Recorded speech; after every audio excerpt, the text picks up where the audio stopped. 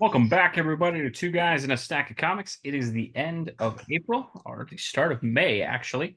So we are here to go through and our monthly kind of recommendation of the best books that came out in the month of April. Another pretty loaded month of comics for me. I got to say, my stack that I would recommend ended up being a little bit more than normal. I think I have 11 or 12 books in here that I'd recommend. Mike, how was your month of comic buying? It was a pretty good month. I mean, yeah, I couldn't find my Black Panther. I think Jackson's reading them. But Black ultimately, Panther 3 came out. Ultimate Spider-Man 4 came out. You know, uh, of course, Titan is knocking it out of the park with Blade Runner and, of course, Conan. So that was great. And then DC decided to throw this little baby yeah, out the Batman last First couple of Night. months. First Night issue 2 came out. Amazing. I mean, it was just a really good month. Yeah, overall, some comics we'd recommend. We've done some longer form reviews on these, so if you catch these, definitely look back in our videos. Conan number 10, I think for both me and Mike, this was our best comic of the month. Continues to be the standard bearer for comics in both of our opinions.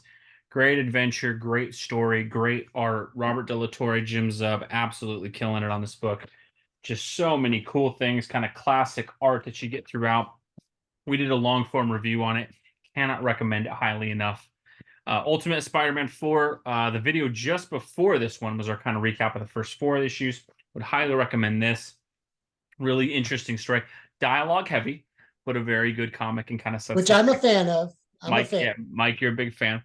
We also did a review for Ultimate Black Panther number 3. Again, a little dialogue heavy, but we did a longer video. We both liked that and love where that story is going. It's a great T'Challa focused story, which has really been missing out of the mainline Black Panther stuff. So great to see that. Some good setup with Killmonger and Storm. Would really recommend that. And then, as Mike mentioned, Batman First Night number 2, the kind of middle of this trilogy. We did a long form one on this. Excellent, excellent book from Dan Jurgens and Mike Perkins. Forgot his name for a second. Excellent book, great art, great noir feel to it. Captures everything you love about that original sort of Batman kind of setup that we had. Before I get into the kind of main ones that I had, Mike, I know you mentioned, I think you said Blade Runner. And did you have a couple facsimiles from this month that hit you as well?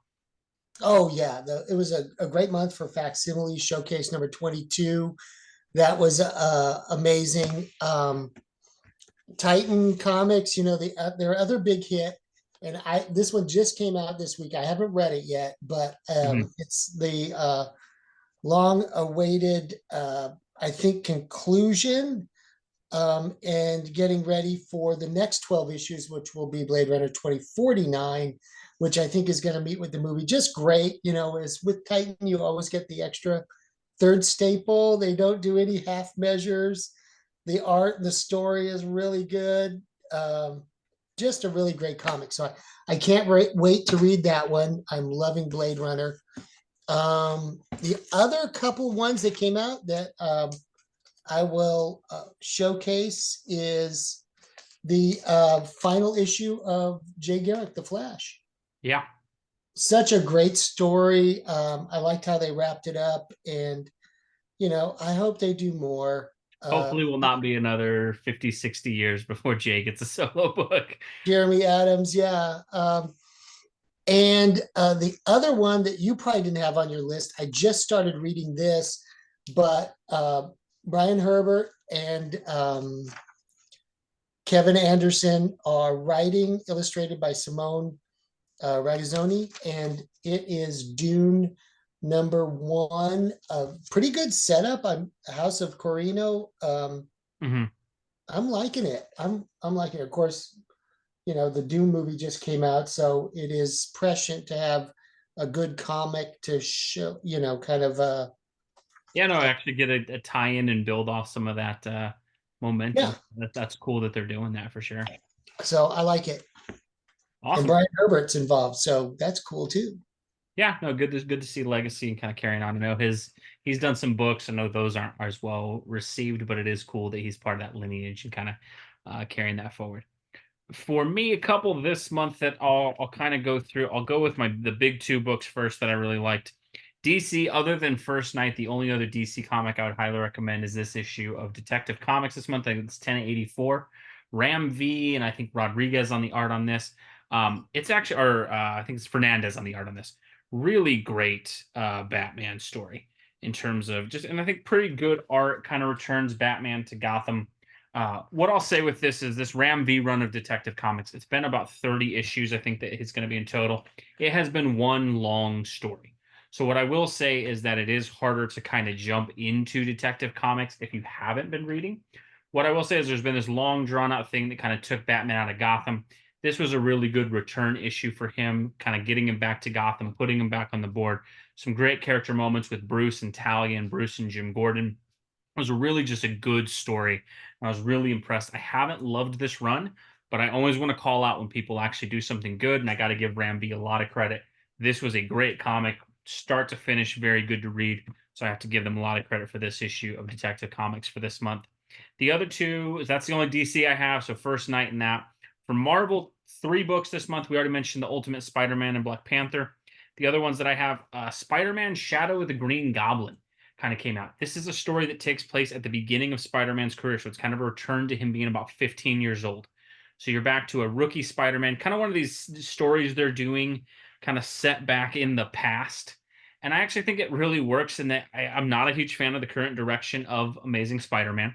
And so JD Mateus, JMD Mateus, he gets to kind of go back, revisit Peter. It's kind of building up Norman Osborn, that initial confrontation between him and Peter. I think Michael St. Maria is doing the art on it. It's just a really cool story. They got kind of these informational pages like the Daily Bugle as well to kind of let you know where you're at with Spider-Man.